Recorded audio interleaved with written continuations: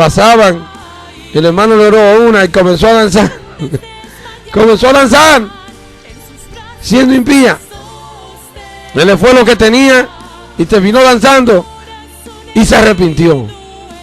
Otra lo llamó a distancia, gloria a Dios, y él fue, le oró y se convirtió. Después pasó y cayó al piso y estaba llorando, emocionada por la presencia de Dios. ¿Usted sabe por qué, hermano? Porque el tiempo se ha cumplido y el reino de Dios se ha acercado. Esa fue la primera palabra que Jesús dijo: arrepentido y creed en el evangelio. El reino de Dios se ha acercado. El reino de Dios está dentro de vosotros. Está entre vosotros. Y este es el tiempo. Y ya es tiempo de que veamos el reino de Dios en su máxima expresión. Mire, ya estamos cansados de oír palabra hueca, palabra muerta, palabra vacía. Estamos cansados de ver a nosotros mismos hablando lo mismo y de vernos nosotros mismos, aleluya, diciendo palabra y no demostrando poder. Ya este es el tiempo de ver, sí, de oír palabra de Dios, sí, pero de ver también poder, de ver la manifestación, de ver a Dios obrando, de ver las cosas que Dios ha dicho que van a acontecer, las cosas que Dios ha dicho que tienen que suceder en su reino y a través de su reino. Es tiempo de que tú y yo nos metamos en su reino. Por eso Él nos dice: buscad primeramente el reino de Dios y su justicia. Y ya comencé a hablar como si estuviera predicando. Gloria a Dios.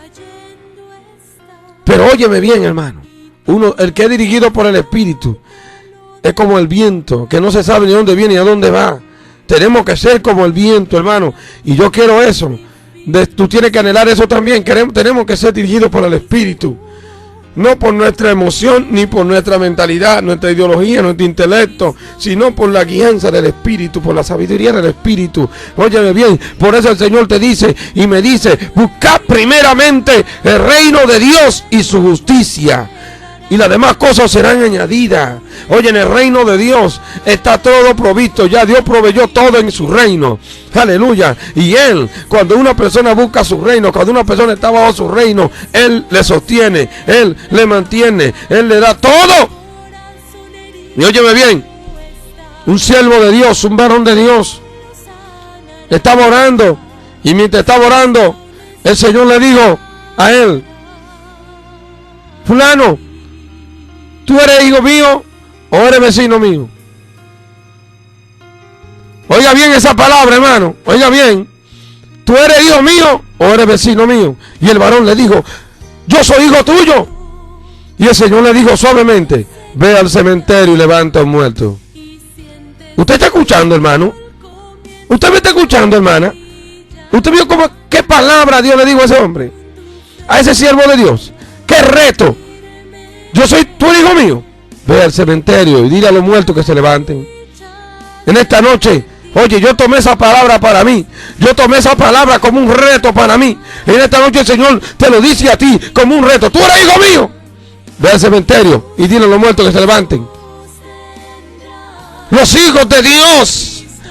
Los hijos de Dios somos, aleluya, hechos a su imagen y semejanza. Aleluya. Los hijos de Dios tienen que ser como Él. Y una de las cosas que Dios tiene más, el nombre de Dios. Dios es todopoderoso. Quiere decir que los muertos no se le detienen delante de Él. Las enfermedades no se pueden resistir delante de Él. Los demonios no pueden permanecer delante de Él. Él, aleluya, cuando se para, tiene que irse todo eso. Por eso Él te dice: ve al cementerio y levanta a los muertos. Él me dice a mí, te dice a ti, nos está motivando, nos está llamando. Bendito sea Dios. Dios nos está provocando, hermano. Y la Biblia dice que nosotros somos los que tenemos que provocarlo a Él. Y Él nos está provocando a nosotros. A que ya dejemos de hablar de un Dios que hacía, sino un Dios que hace ahora. Vamos a orar porque ya comencé a predicar como... Bendito Dios, Padre, te damos gracias, Dios mío, en esta noche que tú nos permites estar aquí, Padre, delante de tu micrófono, Padre. Oh, Padre, gracias por el fervor, por el fuego, Padre, por la palabra, Dios, con poder, Dios mío, que tú traes en esta noche, que tú nos das en esta noche para ministrar nuestras vidas, para tocar nuestras vidas, para obrar en nuestras vidas, para traer un avivamiento, Dios mío, para traer un despertar, para traer, oh Dios, aleluya, una renovación. Gracias, Señor. Atamos al diablo, reprendemos los demonios, limpiamos los aires, limpiamos ahora los 4 puntos, aleluya, cardinales. Ahora declaramos inoperante toda obra de los demonios, de los principados, de la hueste, de las potestades, de las legiones. Ahora, todo espíritu contrario que quiere interferir en la frecuencia, que quiere interferir en esta noche, lo declaramos inoperante, lo atamos, lo echamos fuera. Le declaramos nulo su obra ahora, en el nombre de Jesús. Aleluya. Vámonos a Marcos capítulo 3, verso 13 al 15. Mira cómo dice esta escritura. Después subió al monte y llamó así a los que él quiso. Repito, después subió al monte y llamó así a los que él quiso. El tema de esta lección es elección de los 12 discípulos.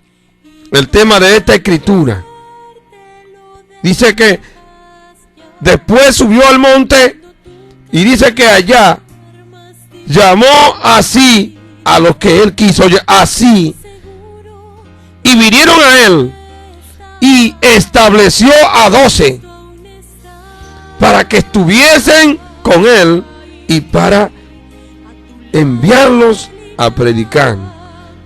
Primero estableció a 12 para que estuviesen primero con él y luego para enviarlos a predicar. Comenzamos hablando de estas palabras, comenzamos trayendo estas palabras de motivación, comenzamos en esta noche desatando una palabra que rompe, una palabra que desbarata, una palabra que corta, una palabra que derrumba. Porque cuando Dios te pregunta a ti mismo si eres hijo o eres vecino, el vecino está al lado, el vecino no tiene que ver nada en la casa. Aleluya, el hijo es el que tiene que ver en la casa, el hijo es el que tiene que saber todo lo del papá, todo lo de la mamá, pero el vecino no. Si tú eres hijo mío, tú tienes que tener autoridad en mi casa. Tú tienes que saber todo lo que se hace en la casa. Tú tienes que tener poder para hacer lo que yo hago en la casa, porque tú eres hijo. Y comenzamos hablando de esa palabra. Dios está retándonos. Dios está llamándonos a la atención. Dios quiere que nosotros levantemos nuestros ojos al cielo. Dios quiere que miremos hacia arriba. Oye bien, hermano que me escucha y hermana que me está ahora, que está en la sintonía. Esta palabra no es por hablar. No es por predicar un mensaje más. No es para que haga un programa más. Óyeme bien. Así como tú me estás escuchando aquí, hermano. No, ni yo no quiero una palabra más, un mensaje más. No. Estos son palabras de vida o muerte. Es que tenemos que entender. Es que Dios nos está llamando a entender. Es que Dios te está llamando a comprender. Es que Dios no te quiere a la media. Dios no te quiere medio hijo. Dios te quiere que tú seas hijo. Dios no te quiere vecino. Dios te quiere hijo. Dios te quiere pegado allá. Mira, aquí dice que Jesús, después que subió al monte, llamó así a 12. Dice que llamó así a quien él quiso. Y dice que vinieron a él y estableció. Jesús estableció. Y cuando estableció a 12. Y lo estableció. ¿Usted sabe para qué lo estableció? Para que estuviesen con él. ¿Usted sabe lo que significa para que estuviesen con él? Cuando usted habla de estar con alguien, la palabra con significa al lado, pegado. Significa junto, cerca. La expresión él, todos sabemos que está hablando de una persona. Aleluya.